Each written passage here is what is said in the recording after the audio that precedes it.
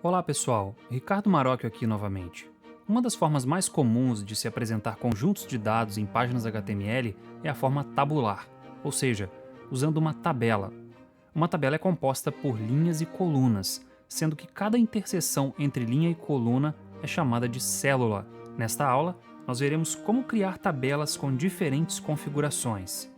Aproveito para agradecer aos mais de 700 inscritos no canal pela confiança em meu trabalho.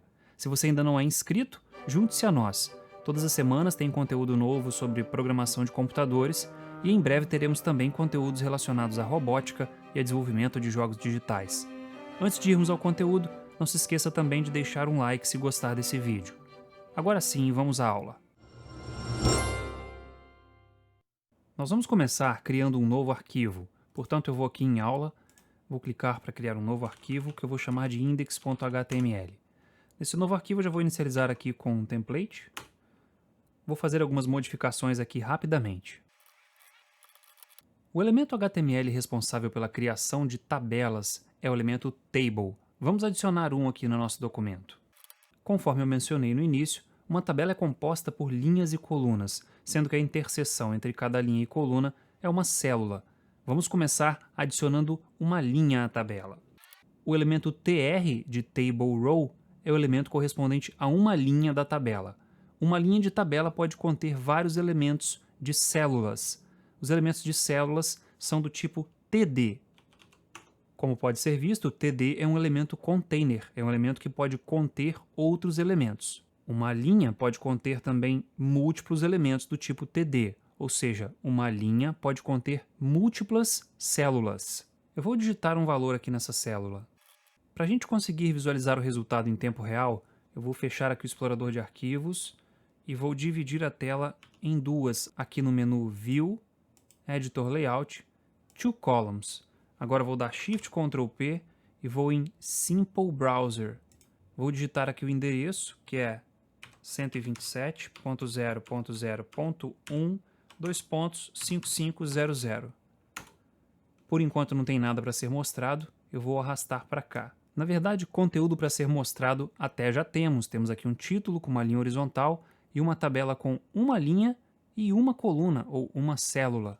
Mas nós temos que rodar o Live Server para que essa página seja exibida. Vou dar Shift Ctrl P e aqui em cima eu vou na opção Open with Live Server. Só um detalhe aqui que ele iniciou na porta 5501. Vou colocar aqui http e aí está. Esse texto célula 1 corresponde a uma tabela que tem uma linha com uma coluna. Eu vou colocar um atributo aqui chamado border igual a 1 para que apareça a borda dessa célula. Na verdade, essa é a borda da tabela. Eu vou adicionar mais uma célula aqui dentro agora. Mais uma. São 3 células no total. Portanto, agora nós temos uma tabela com uma linha e 3 colunas. Eu vou copiar essa linha toda e vou colar logo embaixo 2 vezes. Observe que agora eu tenho uma tabela com 3 colunas e 3 linhas. Vamos trocar os conteúdos dessas células para que elas representem melhor a posição em que elas estão. Eu vou trocar aqui o valor dessa célula para a célula 1,1, para dizer que ela está na linha 1, coluna 1. Aqui vai ser 1,2, porque está na linha 1, coluna 2. Aqui 1,3. Vou fazer o mesmo aqui embaixo rapidamente para as linhas 2 e 3. Agora sim os dados da tabela estão fazendo algum sentido. Veja, célula 1,1 corresponde à linha 1, coluna 1. Célula 2,1, linha 2, coluna 1. Aqui a gente tem, por exemplo, a célula 2,3, que está na linha 2, coluna 3. Essa é a maneira que a gente cria uma tabela simples. Agora a gente vai melhorar um pouco a semântica dessa tabela. Nós vamos informar que essa primeira linha corresponde aos títulos das colunas. E é muito simples de fazer isso. Basta eu trocar esses elementos TDs por elementos do tipo TH. Portanto, eu vou substituir aqui por TH. Vou fazer o mesmo para esses dois aqui de baixo. Semanticamente, essas células agora representam títulos de colunas. E visualmente, quando eu transformo um elemento TD para TH, o que muda é que a célula fica com o conteúdo em negrito. É possível melhorar ainda mais a semântica desse conjunto de dados exibido pela tabela. Eu vou duplicar essa linha final, Ctrl C aqui, Ctrl V, vou trocar aqui para 4.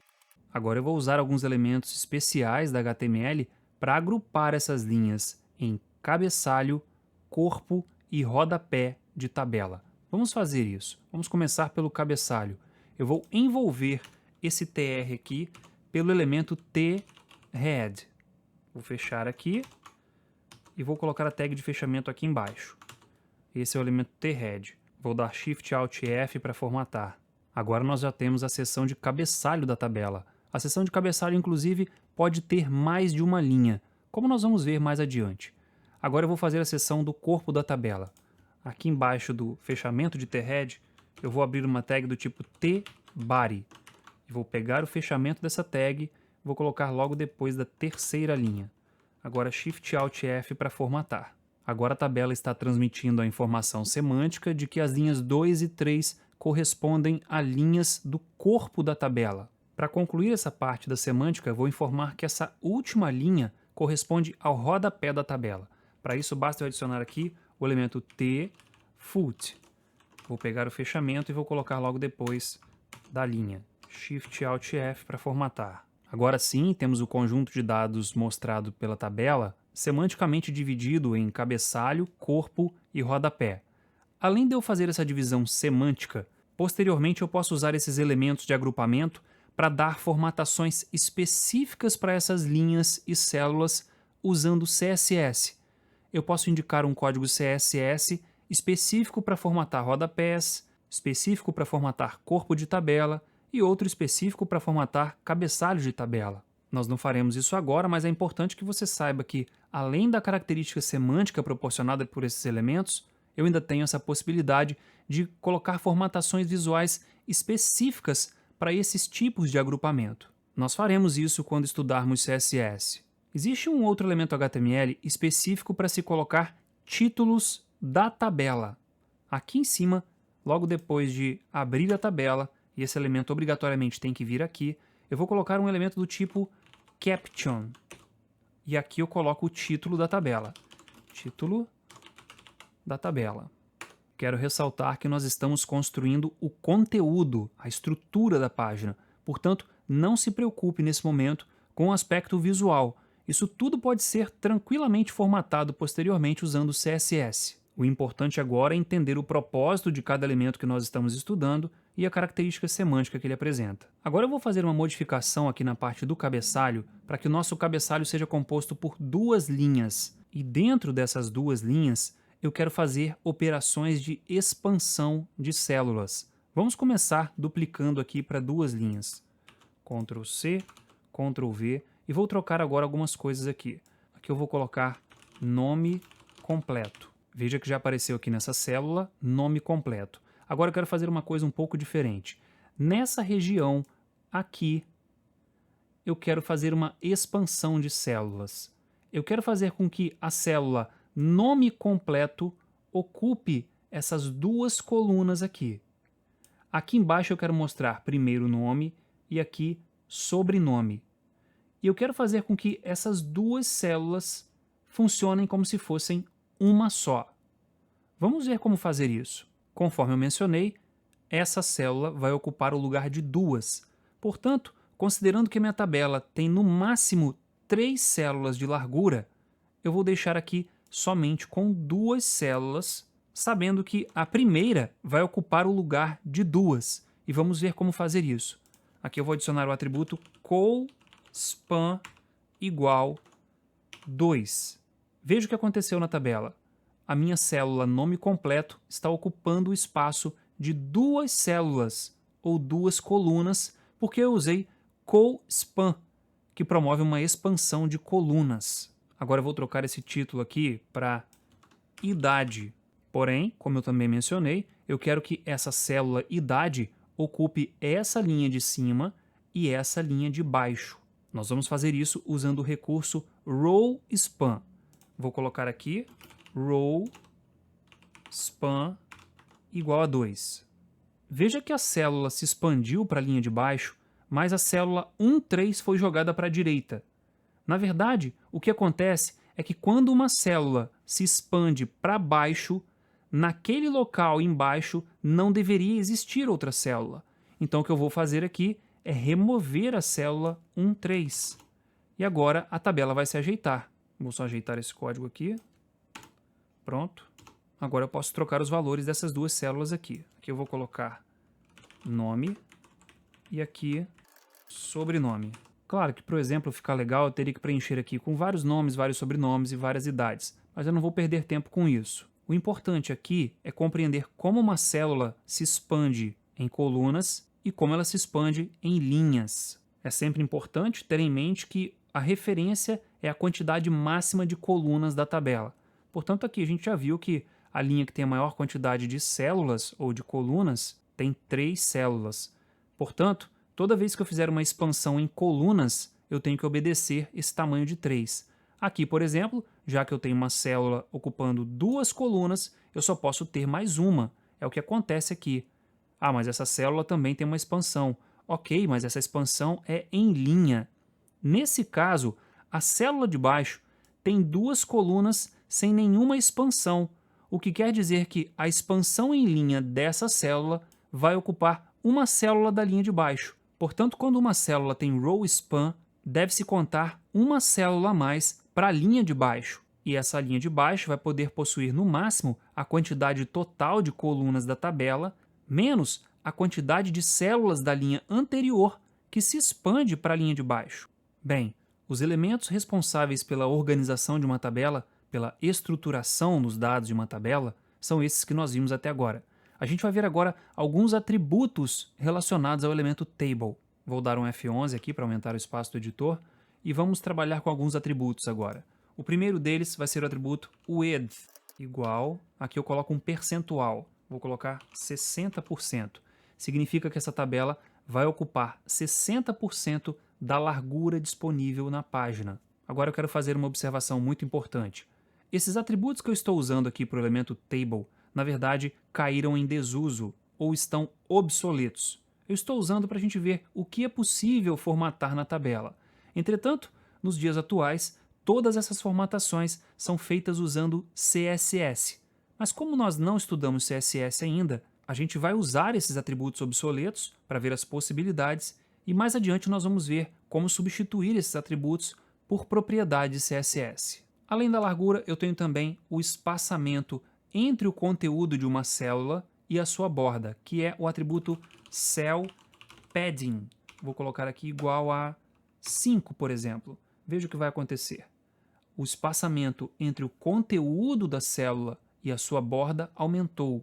Vou colocar aqui, para ficar bem diferente, 50. Veja só. Agora eu vou colocar 0. Aí está, não tenho espaço. Eu vou deixar aqui como 5 para a gente testar. Pronto, agora vamos ao próximo atributo. O próximo atributo é semelhante a esse, porém, ele define o espaçamento entre as células. É o cell spacing. Vou colocar aqui igual a 0 para você ver o efeito. Aí está, eu não tenho mais espaçamento entre as células. Se eu colocar aqui 5, veja que as células se distanciaram umas das outras. Eu vou deixar esse valor 5. E agora vamos ao próximo atributo, que é o align. Veja que ele é exibido em vermelho justamente porque o Visual Studio Code já reconhece ele como obsoleto. Mas não quer dizer que os outros atributos que não estão em vermelho não estão obsoletos. Eles também estão obsoletos. Mas por algum motivo que eu desconheço, o editor não marcou eles como vermelho. Vamos então ver as possibilidades de alinhamento dessa tabela. O padrão é left, que é o que está sendo mostrado que é alinhado à esquerda. Eu também tenho center, veja que ela foi para o centro, e tenho right, para alinhar à direita. Eu vou deixar aqui center. Agora a gente vai ver um outro atributo que define a cor de fundo dessa tabela. bg color igual, e aqui eu posso passar uma cor nomeada ou uma cor em hexadecimal. Vou usar a nomeada porque eu sei de cabeça. Vou colocar aqui silver. Existem algumas outras opções como yellow, green, red, entre outras. Basicamente são as cores primárias em inglês. Eu vou deixar a cor aqua, que é um azul claro. Agora vamos ver mais um atributo, que é o atributo frame. Esse atributo define como vai ser a borda mais externa da tabela. Eu posso definir como void para remover a borda externa, veja como ficou. Posso definir below para definir como inferior, above, superior, h-sides, somente as horizontais.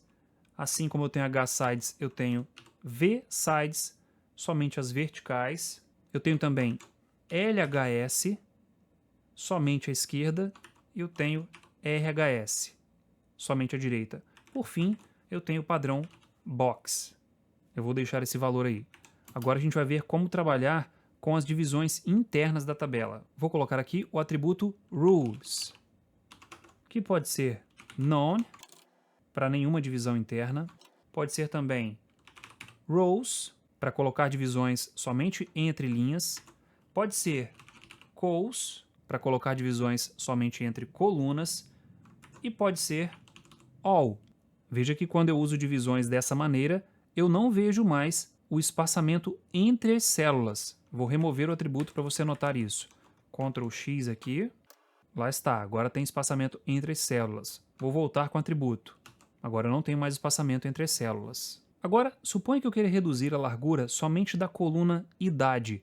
Eu venho aqui no título da coluna idade, vou colocar o atributo width igual 20%. Veja que ele ficou bem estreito. Vou colocar um pouco mais, 30%. Pronto, agora cabe o valor da célula inteiro. 25%, continua cabendo o valor da célula inteiro. E eu quero também que o conteúdo da coluna idade fique centralizado. Aí eu tenho que ir em cada uma das células, na verdade, na terceira célula de cada linha, e colocar align igual center. Vou copiar isso aqui, vou colar aqui e aqui. Veja que agora todas essas células estão com o conteúdo centralizado. Eu gostaria também que essas duas células de título, nome e sobrenome, ficassem alinhadas à esquerda. Então eu venho aqui nos títulos nome e sobrenome, coloco align igual a left e a mesma coisa aqui para o outro. Align igual a left. E veja que nome e sobrenome agora estão alinhados à esquerda. Bem, isso é tudo o que precisamos aprender sobre tabelas no que diz respeito a HTML. Volto a ressaltar que todas essas configurações visuais que fizemos via atributos devem ser feitas via CSS. E nós iremos aprender isso muito em breve. Espero que tenha gostado dessa aula e que não se esqueça de deixar um like e de se inscrever no canal se ainda não for inscrito. Muito obrigado pela confiança em meu trabalho, fique com Deus, tenha um ótimo dia e até breve.